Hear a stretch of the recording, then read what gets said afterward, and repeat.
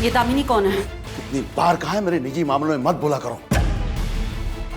निजी मामला? बीवी हूं तुम्हारी, पूरा हक बनता है तुमसे सवाल करने का। और इस उम्र में ये सब शोभा देता है, बच्चे क्या सोचेंगे? बच्चों ने कभी सोचा है मेरे बारे में कुछ? हाँ, जो मेरी इज्जत नहीं कर सकते, रात दिन मेहनत की तब जाके उन्हें ये ऐशोआराम की जिंदगी मिली है। तो उस दामिनी के लिए तुम उनकी जिंदगी बर्बाद कर दोगे? मेरी उम्र हो गई है, मुझे अपने लिए कुछ नहीं चाहिए, लेकिन मैं अपने बच्चों का हक नहीं जाने दूंगी। उससे बहस मत करो, जो सोचना है वो सोचो। कहाँ जा रहे हो? उस दामिनी के पास? इस नर्क से दूर। आज मैं गोडाउन में सोऊंगा। नितेश, मुझे नहीं लगता नाना जी मानेंगे। उनकी मर्जी के बिना ना इस घर में कोई सांस तक नहीं ले सकता। हमें भागना ही होगा, या फिर कुछ ऐसा करना होगा जिससे सांप भी मर जाए और लाठी भी ना टूटे। तो सोच क्या रही हो छाया?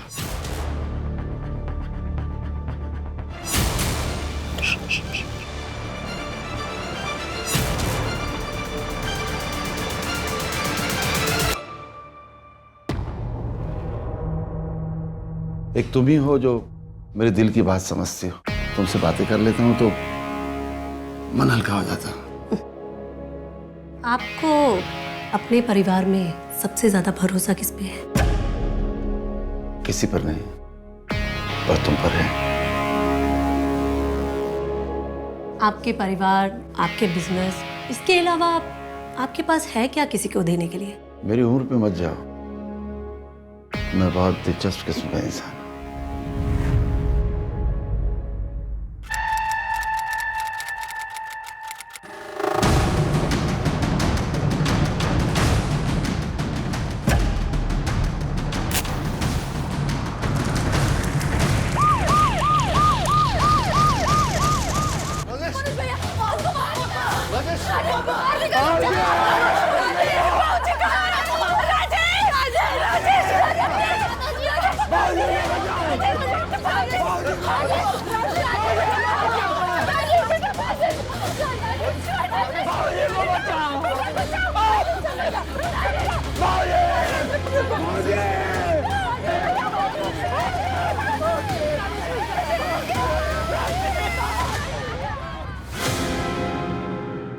एक मिनट।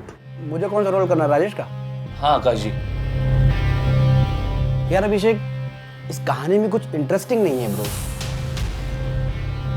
लाइक रेगुलर क्राइम है, एक मर्डर हो रहा है, वो भी 60 साल के बुड्ढे का।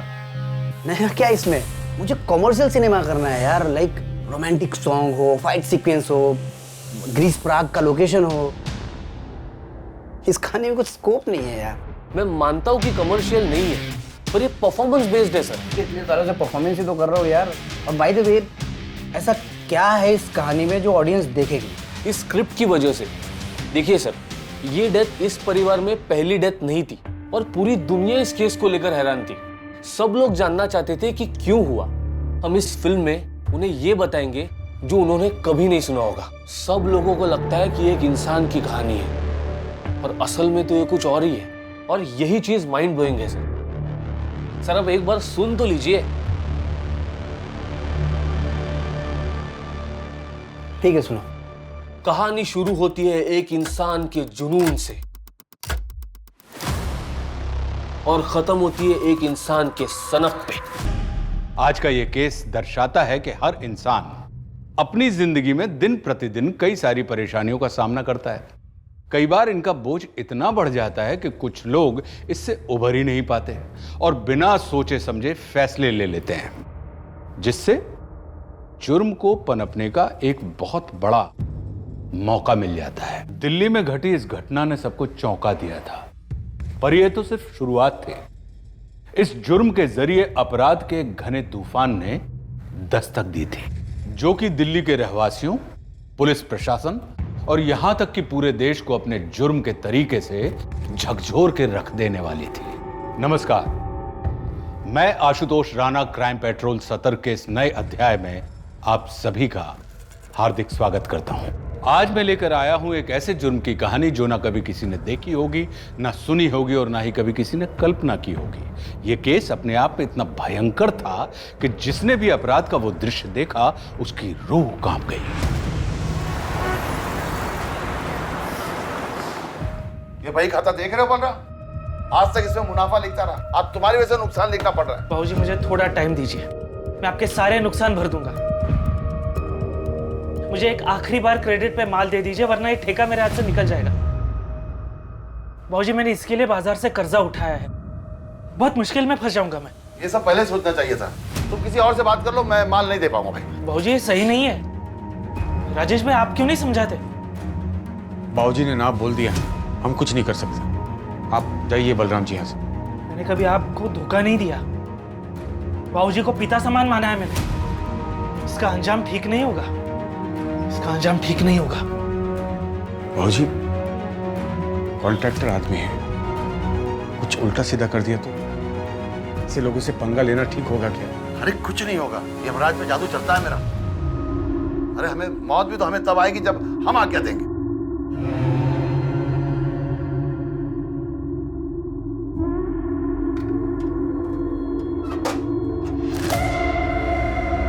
और सुन, ये आज की जो बातें हैं ना, वो भी बही खाते में लिख देना। जरूर नहीं कि बही खाते में सिर्फ हिसाब ही लिखे, वो बातें भी लिखी जाती है जो हमें सीख दे, समझा? बिलाल, वो जगदीश का टिफिन लाया? नहीं बाबूजी, वो गीता भाभी ने सिर्फ आपके लिए खाना भेजा है। तो ये मैं जगदीश को देता हूँ, तू घर जाके दूसरा खाना लेके आ मेरे लिए। ये गीता भी ना काम चोर हो गई है।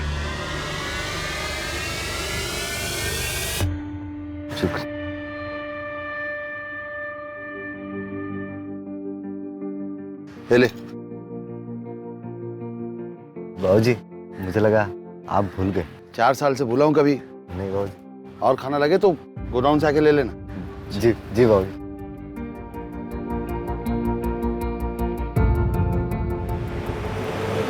बाबूजी मैं आज यहाँ से फैसला करके जाऊंगा। आप जो अपनी मनमानी करते आ रहे हैं ना, वो नहीं चलेगी। सबकी जिंदगी नरक बना के रखी है आपने। किसी को कोई तकलीफ नहीं है। तिनका तिनका जोड़ के मैंने ये घर बनाया और तुम इन सबकी खुशियों को डस रहे हो।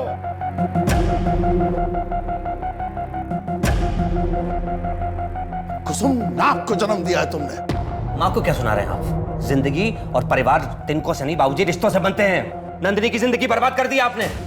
और वो गीता, उसको पार्लर खोलना था, कुछ करने दिया आपने? अब जेठ जी मुझे इस सब में आप क्यों घसीट रहे हैं? अरे बोलो, ऐसे चुप रहने से कुछ नहीं होगा। मैं अकेला कुछ नहीं कर पाऊंगा। तुम क्यों किचन में लगी रहती हो? माना कि तुम खाना अच्छा बनाती हो, इसका मतलब घर के सारे काम तुम करोगी। बस हो गया तेरे भैया, बस।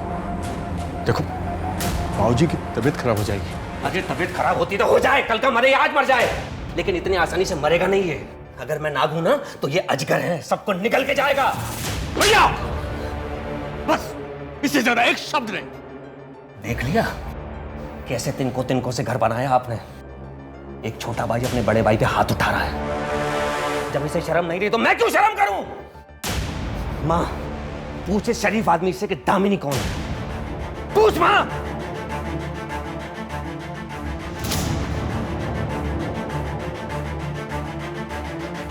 कुछ नहीं मिलेगा किसी को। मैं सब कुछ बिलाल के नाम कर रहा हूं। राजेश, धक्के मारकर बाहर निकाल दे इसे। दोबारा इस घर में नजर नहीं आना चाहिए ये।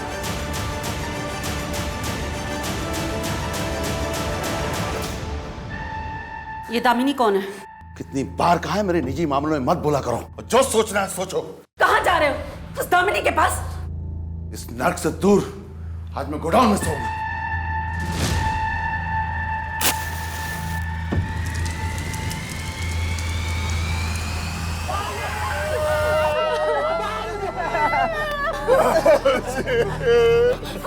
राजेश, राजेश, राजेश क्या हो रहा है आपको?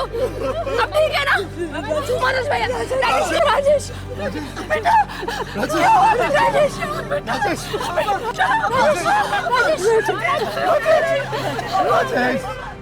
क्या लगता है माथुर? मैडम हादसा भी हो सकता है और मर्डर भी। वैसे एक बात पता चली, इनका एक नौकर है बिलाल, जो यहाँ गोडाउन में ही सोता था, लेकिन आज रात नहीं सोया। बुलाओ इस बिलाल को और प्रताप वर्मा के बारे में सारी इंफॉर्मेशन निकलवाओ। क्या करते थे, किसी से कोई दुश्मनी, क्या उनकी दिनचर्या, सब कुछ।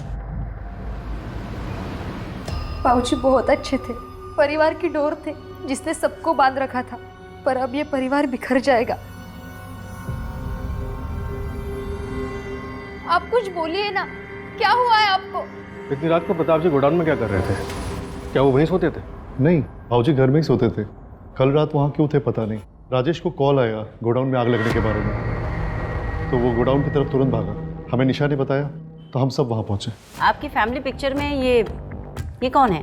मैम ये बाबूजी के सबसे बड़े बेटे धीरज है, वो बैंगलोर में रहते हैं। क्रियाक्रम के लिए नहीं है? जी उन्हें फ़ोन किया है, वो आज तक पहुँच जाएंगे।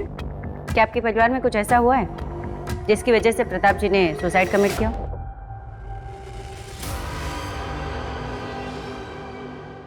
नहीं मैम, दादाजी कभी भी सुसाइड नहीं कर सकते, और गोडाउन में आग लगाकर तो बिल्कुल भी नहीं। वो अपने गोडाउन से बहुत प्यार करते थे। मैडम वो कल मैं अपने दोस्त के घर पे सोने चला गया था। कल ही क्यों? वो कल बाबूजी के घर में झगड़ा हो गया था। राजेश साहब ने बोला था कि कहीं और जाने के लिए, और बोला था मामला ठंडा हो जाएगा तो वापस बुला लेंगे। कैसा झगड़ा? मैं सब कुछ बिलाल के नाम कर रहा हूँ। राजेश, धक्के मारकर बाहर निकाल दे इसे, दोबारा इस घर में दिखना नहीं चाहिए। मैडम, प्रताप वर्मा की पोस्टमार्टम रिपोर्ट आ गई। बॉडी पे 3rd डिग्री बर्न्स है, मौत सफोकेशन से हुई। बॉडी पे कोई पेट्रोल या केरोसिन के ट्रेसेस मिले? बॉडी पे तो नहीं मिले मैडम, लेकिन केरोसिन गोडाउन में रखा रहता था, साफ सफाई के लिए रखते थे। फिर तो ये हादसा भी हो सकता है। और अगर हादसा नहीं है तो फिर कोई लूज वायर, शॉर्ट सर्किट, या फिर जानबूझकर किसी ने आग लगाई। मैम मैं धीरज वर्मा, प्रताप वर्मा मेरे बाबूजी थे। आपके नौकर बिलाल ने बताया कि उस रात आपके घर में कोई झगड़ा हुआ था। जी हुआ था, लेकिन वो 3 सालों से चल रहा है। मैं अपना हिस्सा मांग रहा था बस। जो उन्होंने बिलाल को देने को कह दिया, वो भी कल, जो पिछले 3 सालों से नहीं कहा था, राइट? आप कहना क्या चाहती हैं कि मैंने अपने बाबूजी को मार डाला इस डर से कि वो बिलाल को सारी प्रॉपर्टी ना दे दें? देखिए माना हमारे विचार नहीं मिलते थे, वो नाराज थे मुझसे, लेकिन वो पूरे परिवार के साथ ऐसा नहीं कर सकते थे। दामिनी कौन है? और दामिनी कैसी है? एकदम अच्छी। चले? चलो।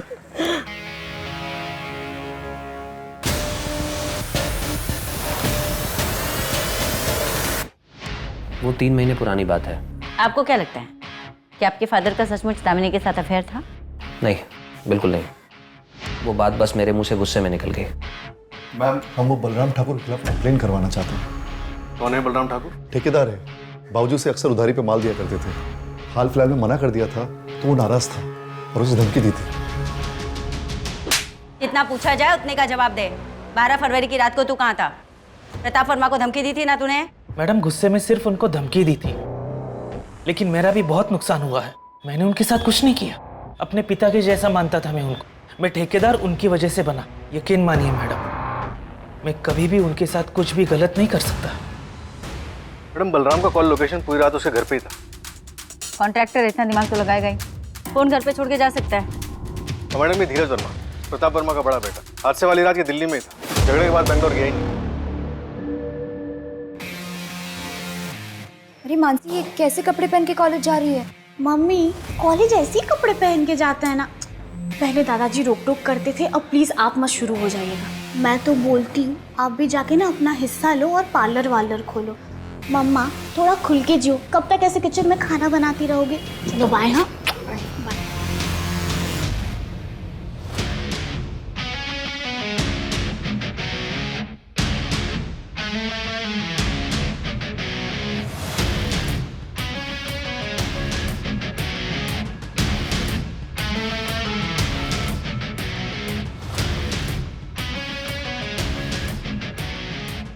ये प्रताप वर्मा की बैंक स्टेटमेंट है। इसके हिसाब से तुम्हारे अकाउंट में हर महीने 45,000 रुपये ट्रांसफर हुए पिछले 3 महीने से, राइट? यस। क्यों? प्रताप जी, मैंने एक स्टोरी लिखी है, आप वो स्टोरी पढ़ के देखिए। अगर उस पर फिल्म बनेगी ना तो सुपर डुपर हिट हो जाएगी। बस 2 करोड़ का इन्वेस्टमेंट है। 3 करोड़ दूंगा, लेकिन फिल्म मेरी लाइफ पे बननी चाहिए। हीरोइन मैं सिलेक्ट करूंगा। ठीक है प्रताप जी, आप मुझे अपनी लाइफ स्टोरी बताइए, मैं उसके ऊपर बुक लिखती हूँ। बुक को पब्लिश करते हैं और उसको फेमस करते हैं, फिर उसके ऊपर फिल्म बनाते हैं। मेरी लाइफ पे बुक? दामिनी एक बुक कम पड़ेगी। हेमराज पर जादू चलता है मेरा। अरे हमें मौत भी तो हमें तब आएगी जब हम आज्ञा देंगे। ये दामिनी सच बोल रही है। काफी कुछ लिख रखा है उसने प्रताप वर्मा के बारे में। और मैडम ये धीरज वर्मा जिस होटल में रुका था वहाँ मैंने पूछताछ की। पूरी रात होटल में ही था। मैंने होटल के CCTV भी चेक किए, लेकिन वो मेन डोर से बाहर निकलता हुआ नजर नहीं आया। तो फिर उसने हमसे बात क्यों की? पूछा मैंने उससे, तो कहने लगा कि बाप के मरने का सदमा था, इसलिए बताना भूल गया। क्या बकवास है। उस बलराम के खिलाफ कुछ मिला? नहीं मैडम, लगता है ये हादसा ही था। क्लोजर रिपोर्ट फाइल कर दो। Okay madam. Closure report? लेकिन केस तो क्लियर है कि मर्डर है। पर ये तो सिर्फ ऑडियंस को दिख रहा है ना सर। तो फिर पक्का उस धीरज ने किया होगा, राइट? बलराम भी तो हो सकता है, या फिर बिलाल। सर आपका शॉट रेडी। हाँ, डायरेक्टर को बोलो दूसरा सीन लगा, मैं आ रहा हूँ। हाँ, क्या नाम था उसका? बिलाल। बिलाल, राइट? तो बिलाल ने प्रॉपर्टी के पेपर पे साइन करवाया होगा। असली कहानी यहीं से शुरू होती है सर, और यहीं से आपका कैरेक्टर स्ट्रांग होता है। ओके, अब हम चलते हैं 1.5 साल बाद। राजेश, मैं तुम्हारा बड़ा भाई हूं। इस गोडाउन पे मेरा भी उतना ही हक है। मुझे खरीदी के दाम पे सामान चाहिए।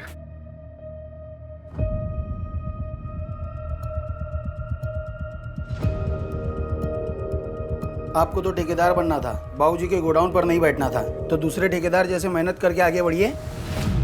मैं पढ़ सकता हूं, तू जाके चाय लेके आ।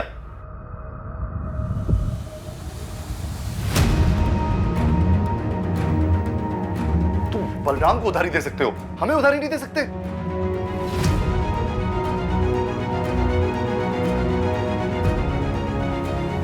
बाबूजी ने बोला बलराम के साथ व्यवहार करने को।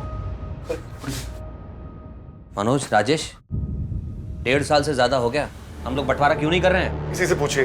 बाबूजी से साइनिंग अथॉरिटी बना के गए, अब ये कुंडली मार के बैठे उस पे। देख राजेश, तू यहाँ सिर्फ साइनिंग अथॉरिटी है, मालिक नहीं है यहाँ का। बंटवारा तो लीगली होना ही चाहिए। देखो, आपस में समझ बूझ के कर लेते हैं, अच्छा लगेगा। भाई भाई कोर्ट कचहरी में आपस में झगड़ा कर रहे हैं, क्या इज्जत रह जाएगी बाबूजी की?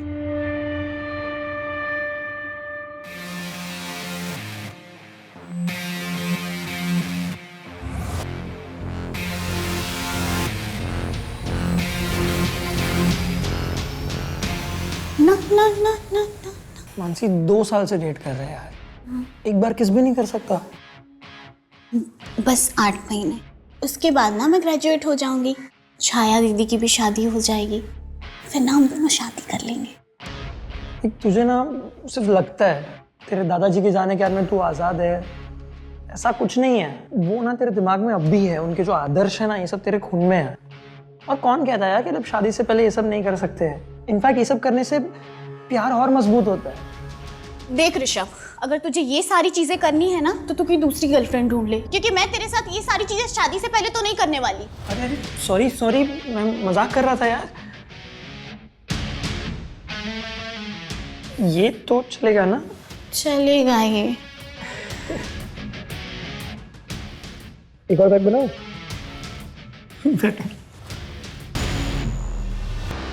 एक सेकंड।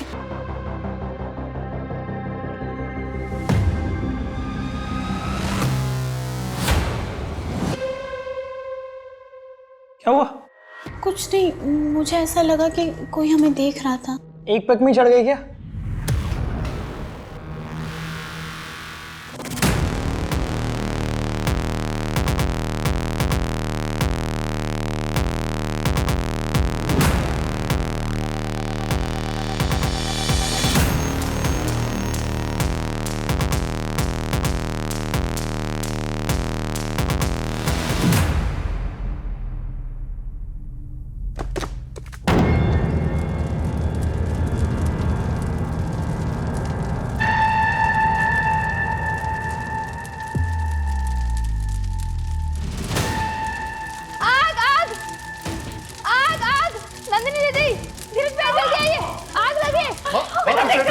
गीता पीछे हटो। पानी लाना जल्दी, जल्दी आइए।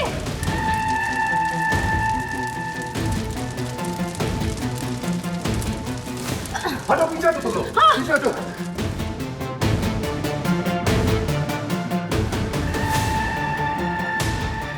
वो तो बाबूजी की फोटो गिरने की आवाज से मेरी नींद खुल गई, नहीं तो पूरा घर जल जाता।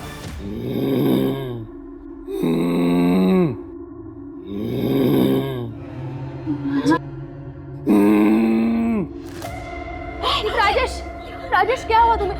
राजेश, जाओ जल्दी, देखो क्या हुआ है, बेटा कुछ बोली नहीं है। देख बेटा भैया को क्या हुआ?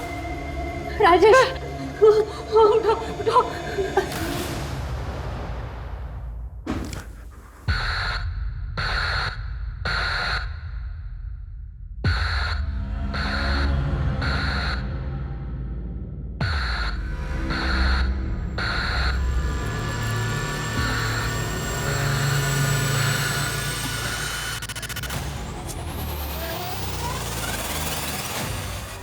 हेलो ऋषभ, मुझे सच सच बताओ कि तुमने मेरे साथ क्या किया है।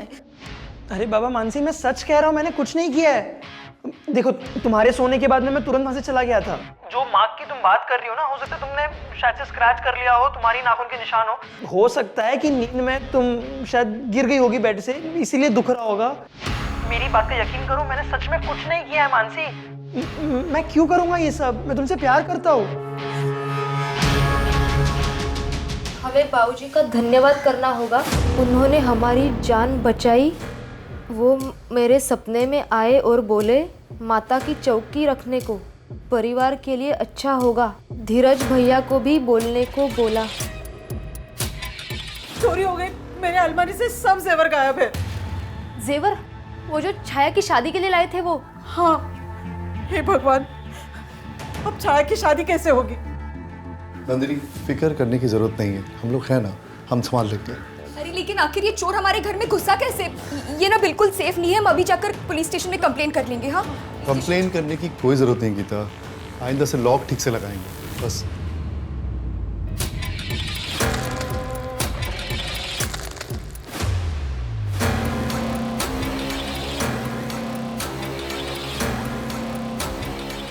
हाँ, ये सही कह रहे हैं, हमें घर पे पूजा रखनी होगी। घर पे सब अशुभ हो रहा है। कृपा करो, कृपा करो, कृपा करो। जय माता दी। माता जी अब कृपा करो, कृपा करो, कृपा करो। मैया जी अब कृपा करो, कृपा करो, कृपा करो।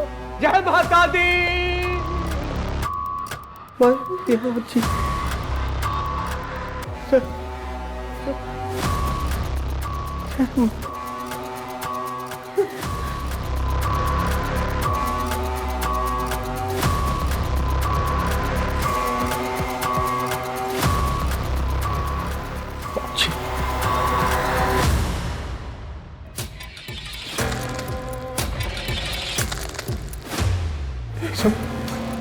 इसे बाबूजी के आशीर्वाद का कमाल है। उनका अधूरा काम हमें पूरा करना है अब। जय माता दी। जय माता दी। जय माता दी। जय माता दी। हाँ, अस्सलाम वालेकुम सकीना, पासपोर्ट की अर्जी दे दी? हाँ दे दी। बहुत अच्छे। बस सकीना, एक आखिरी काम बचा है, उसको पूरा करके हज पे चले जाएंगे। सारे गुनाहों से तौबा करके अच्छी ज़िंदगी गुजर बसर करेंगे। हाँ, बस कुछ ही महीनों की बात है। रखता हूँ, अल्लाह हाफिज़।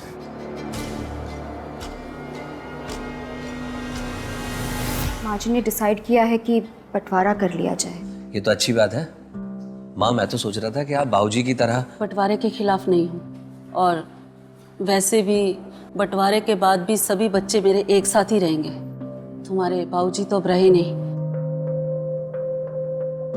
5 हिस्से लगेंगे। गोडाउन किसके हिस्से जाएगी, मकान किसके हिस्से जाएगा, जमीन किसके हिस्से जाएगी? आप सब जल्दी चलिए, पापा को कुछ हो गया। अरे वहां नहीं, बाबूजी के कमरे में।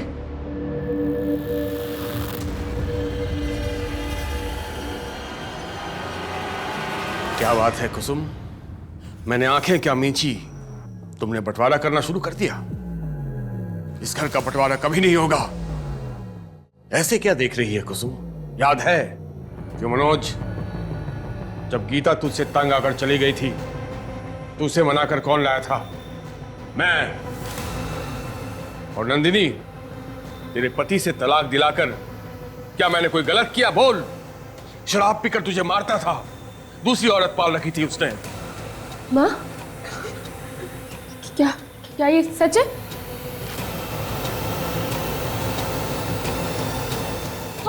आपको किसने मारा? आग किसने लगाई? बताइए ना।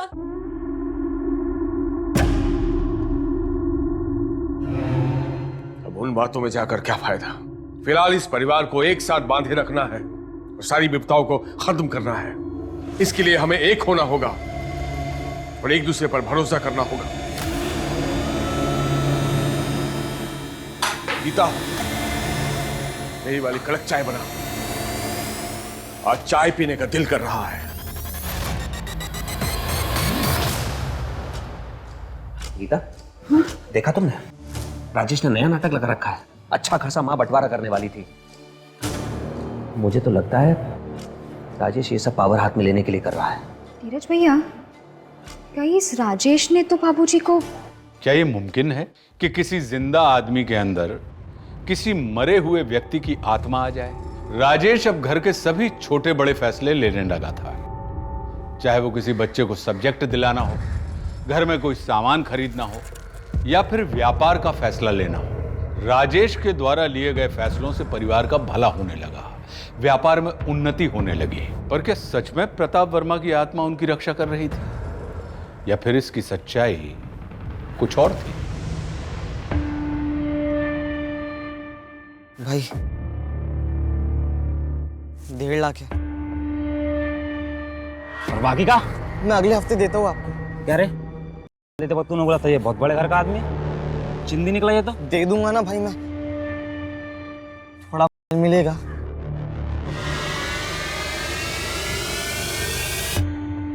पैसों का इंतजाम हो जाएगा ना? हाँ हो जाएगा।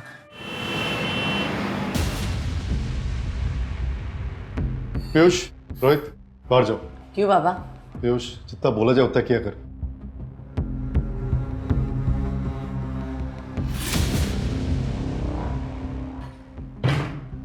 क्या हुआ बड़े पापा? तुम्हारे घर में चोरी की ना तो अच्छा नहीं होगा।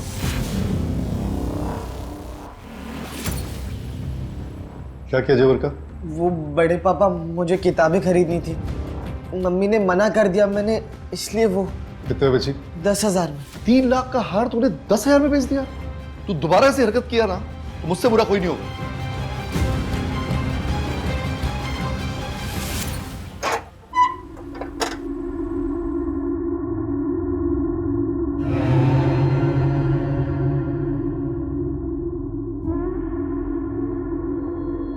बाबूजी, कमल का पेमेंट आया, मेरे हिसाब से मैं...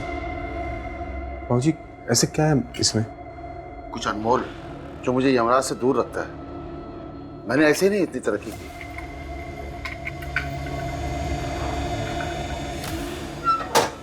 तो सुन, वो बही खाते में कमल का पेमेंट चला देना और कल जाके उसे पैसा बैंक में जमा कर देना, ठीक है?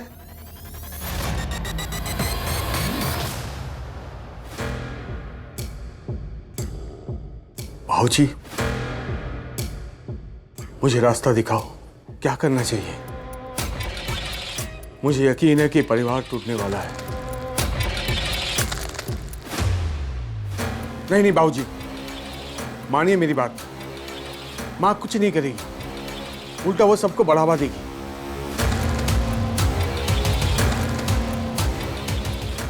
हाँ ठीक है बाबूजी।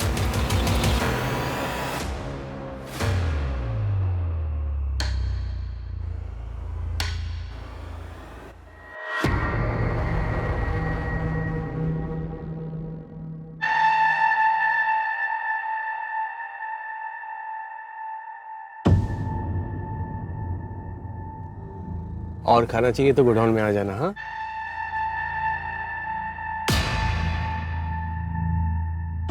यार, वो मनोज चाचा ना चाचा चौधरी बने हुए, उसका कुछ करना पड़ेगा।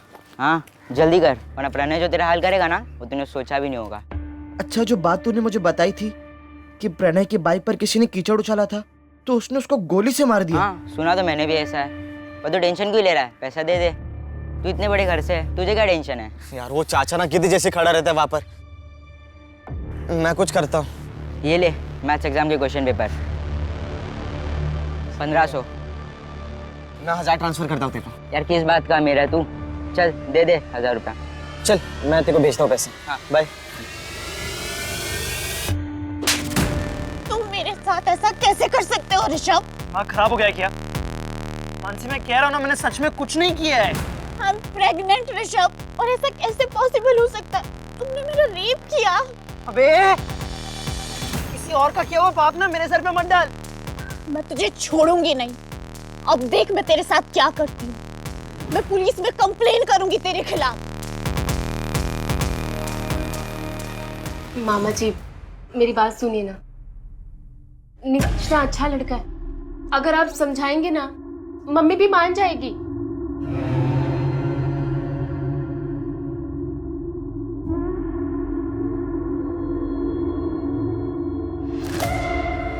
ठीक है, मिलवाओ उनके परिवार वालों से, शादी की डेट फिक्स कर देते हैं। सच में? थैंक यू नाना जी, थैंक यू सो मच। नाना जी, नाना जी थैंक यू, नाना जी thank you so much. Nitesh तुम फोन क्यों नहीं उठा रहे हो?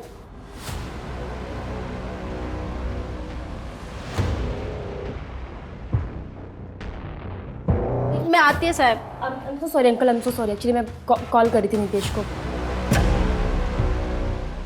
मैं चलती हूँ।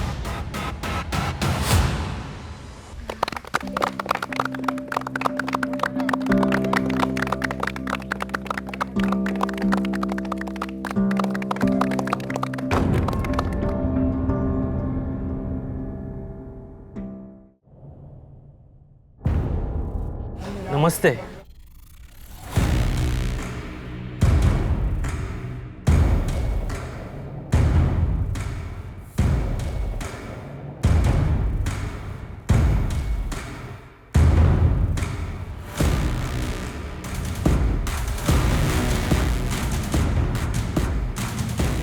मानसी क्या कर रही है तू? कहाँ खोई हुई है? जा जल्दी जा, दामाद जी के लिए जो गिफ्ट के बैग्स लाए ना वो लेकर आ। जा।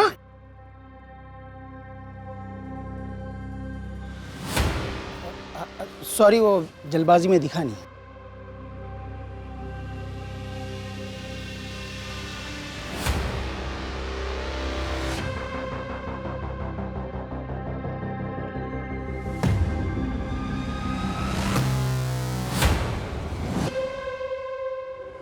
अरे यार तुम लोग यहाँ क्या कर रहे हो?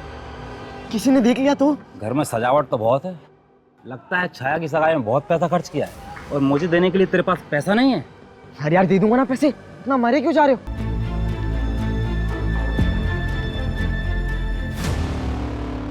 मैंने कहा था छाया की सगाई होते ही एक बड़ी विपदा आएगी, और वो विपदा हमारे दरवाजे में दस्तक दे चुकी है। इसलिए एक पूजा करनी होगी। गॉड यार अभिषेक, सीरियसली तो ये कहानी माइंड ब्लोइंग है यार। अभिषेक ये कहानी मैं ही करूंगा, ये रोल मैं ही प्ले करूंगा, तुम किसी और को ये कहानी नहीं सुनाओगे। ओके। पर ऐसे कैसे यार?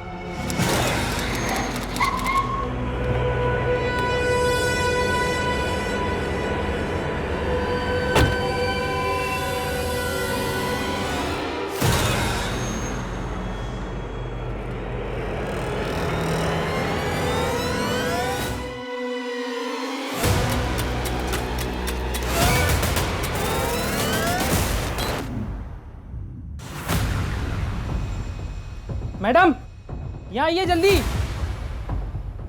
मैडम ये देखिए।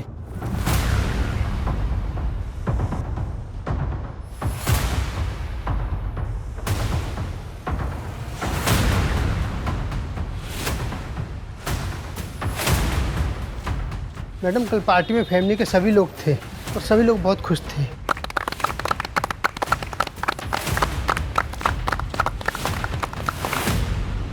बिलाल कल दोपहर 1:30 बजे गोडाउन बंद करके चला गया।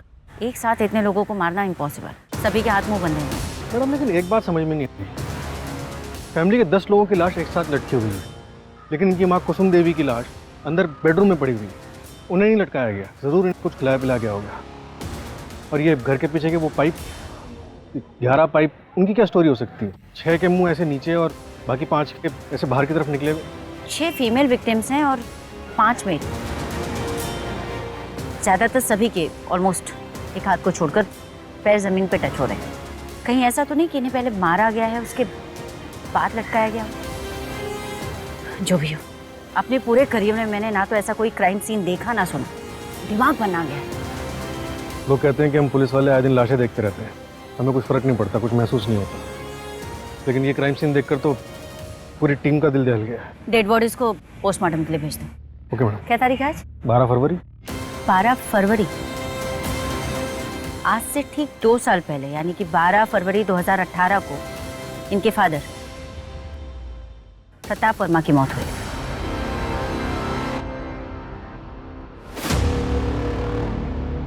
उस घर में जब भी कुछ कांड होता था तो बहुत कन्वेंटली छुट्टी पे रहता था रे। वो लोग बोलते थे जाने के लिए, तो मैं क्या करता, नौकर आदमी हूँ। तुझे कुछ लगा नहीं कि घर में ऐसा कुछ होने वाला है? नहीं, लेकिन वो राजेश साहब 6 महीने से कुछ अजीब अजीब हरकत करते थे, उनमें बाबूजी की आत्मा आती। बेवकूफ समझता है हमको? भूत प्रेत की कहानी सुनेगा? मैडम आपको यकीन नहीं होता तो आप राजेश साहब का वही खाता देख लीजिए, उसमें वो हर चीज़ लिखते थे। इसके पहले कुछ बोला था उसने? नहीं मैम। अच्छे से तोड़ा साले को, शुरू से हम लोगों को गुमराह करता आ रहा है। Yes ma'am. हाँ? मैडम, मनोज की बेटी मानसी प्रेग्नेंट थी। क्या? हाँ मैडम, उसके बॉयफ्रेंड के बारे में पता लगाने की कोशिश कर रहे हैं। और एक बात मैडम, इन लोगों के घर में पिछले 4 दिन से खाना नहीं बना था, पास के किसी रेस्टोरेंट से खाना मंगवा रहे थे और कल दोपहर को सिर्फ रोटियां ऑर्डर की गई। और ये बात कौन कौन जानता था? घर वालों के अलावा शायद सिर्फ बिलाल को। ये केस है क्या माथुर को समझ में नहीं आ रहा। सुसाइड तो नहीं लग रहा क्योंकि उन 2 बच्चों के अलावा बाकी सभी के पैर जमीन को टच थे। उनके घर के पास का सीसीटीवी फुटेज मिला? मंगवाया मैडम। मैडम, बिलाल कुछ बताने के लिए तैयार हुआ है। देखते हैं। मैडम वो मानसी का था।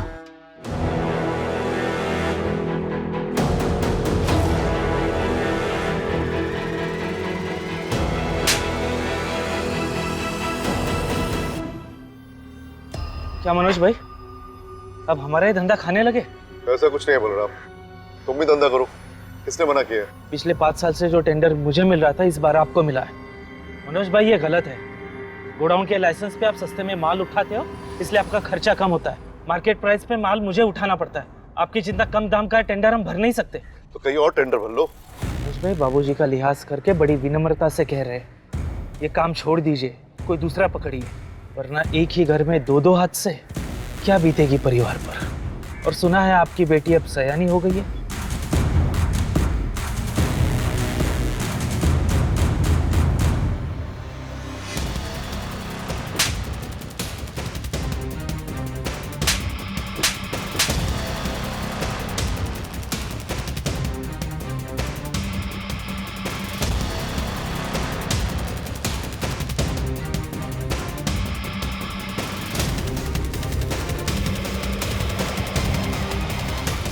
प्रताप वर्मा डेथ और अभी की वर्मा फैमिली मास डेथ में कोई भी कनेक्शन नहीं मिला। इन दोनों ही केसेस में इतना कनेक्शन तो जरूर है माथुर। जो भी मौतें हुई हैं बहुत ही मिस्टीरियसली हुई, भले ही एविडेंस, रीजन या मोटिव क्लियर ना हो। और अगर ये मर्डर है तो इस मर्डर की प्लानिंग बहुत सटीक तरीके से की गई। मैडम धीरज का कहना है कि राजेश अपने बाबूजी की आत्मा आने का नाटक कर रहा था क्योंकि उसे पावर चाहिए थी।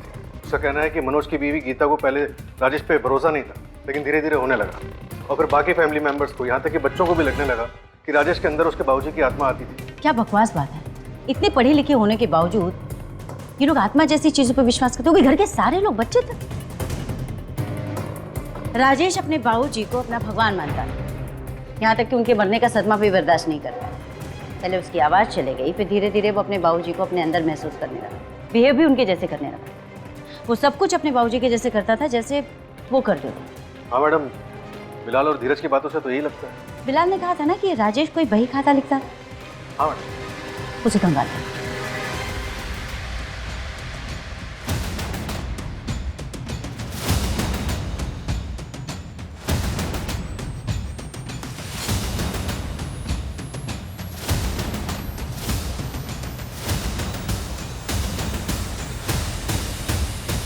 आओजी, आपने जो करना था वो कर चुके। अब ये जिम्मेदारी अपने कंधे से हटा देनी चाहिए। बाबूजी, आपने इतनी रात को मुझे क्यों बुलाया यहाँ पर? चुप कर, सवाल मत पूछ। भाई खाता निकाल। बाबूजी, बात क्या है? बलराम का सारा कर्जा माफ कर दूंगा और जिसका भी कर्जा है सब माफ कर दूंगा। बिलाल के नाम आधी जायदाद करूंगा, आधी कुसुम के। लेकिन बाबूजी, हम लोगों को क्या मिलेगा? बाबूजी, तू मेरा आज्ञाकारी बेटा है ना, कुसुम तुझे अपने साथ रख लेगी। मतलब राजेश ने ही अपने बाबूजी का कत्ल किया? नहीं, मैं तो बस कड़ियां जोड़ने की कोशिश कर रही हूँ, शायद ऐसा हुआ हो सकता है कि बलराम ने कत्ल किया हो।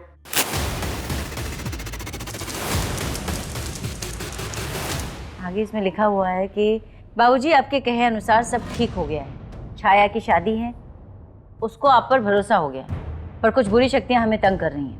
हमें शक्ति दो बाबूजी, शक्ति दो इन बुरी शक्तियों से लड़ने की। इसका क्या मतलब हो सकता है? बाबूजी के कहे अनुसार एक वट पूजा करनी होगी जिससे वो सारी बुरी शक्तियां हमसे दूर हो जाएंगी।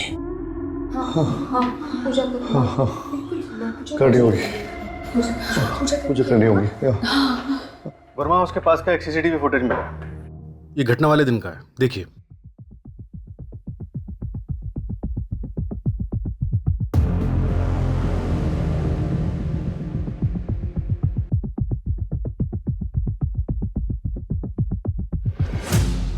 तो क्या ये मास सुसाइड ही था? मैडम, भाई खाता पढ़ के तो ऐसे ही लग रहा है। उस बिलाल का कुछ पता चला? बिलाल की कॉल लोकेशन के हिसाब से वो अपने दोस्त के घर पे ही था और वर्मा हाउस के आसपास किसी सीसीटीवी में भी नहीं दिखा वो। इस बिलाल का उस रेस्टोरेंट के किसी स्टाफ के साथ कोई लेना देना? नहीं मैडम, कॉल रिकॉर्ड साफ। किसी भी स्टाफ मेंबर का या वेटर का किसी सस्पेक्ट या फैमिली मेंबर के साथ कोई कांटेक्ट नहीं था। उस दिन रोटियां भी राजेश ने ऑर्डर की थी। ऐसे कैसे हो सकता है माधव? एक आदमी ने परिवार के सारे लोगों का ब्रेन वॉश कर दिया। 11 लोग, किसी एक का भी दिमाग नहीं चला। और कुछ समझ में नहीं आ रहा। मुझे जानना था कि ये असल में हुआ क्या था और कैसे हुआ था। इस कहानी की सच्चाई को कोई नहीं जान पाएगा, बस एक हॉरर स्टोरी बन के रह जाएगी। हाल फिलहाल पुलिस ने क्लोजर रिपोर्ट फाइल कर दी है, मास सुसाइड का केस है। अनबिलीवेबल यार। प्रताप वर्मा की मौत के बाद राजेश भी खुद को उनकी मौत का यकीन नहीं दिला पाया।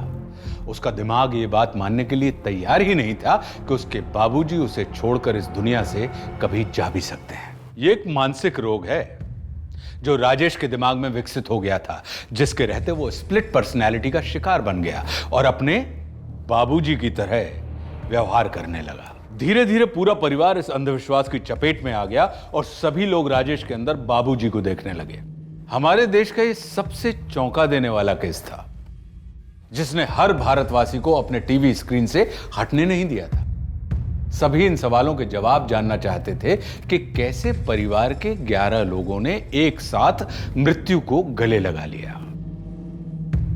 क्या ये सच में खुदकुशी थी या फिर एक योजनाबद्ध सामूहिक नरसंहार? प्रताप वर्मा की एक्सीडेंटल डेथ की तरह इन 11 लोगों की मौत के केस में भी पुलिस ने मौकाए वारदात पर मिले सबूतों के आधार पर क्लोजर रिपोर्ट फाइल कर दी थी। विश्वास और अंधविश्वास में यही फर्क होता है।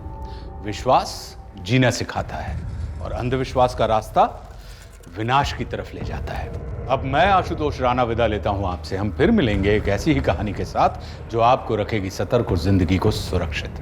तब तक अपना और अपने परिवार का ख्याल रखिए और देखते रहिए क्राइम पेट्रोल सतर्क। जय हिंद।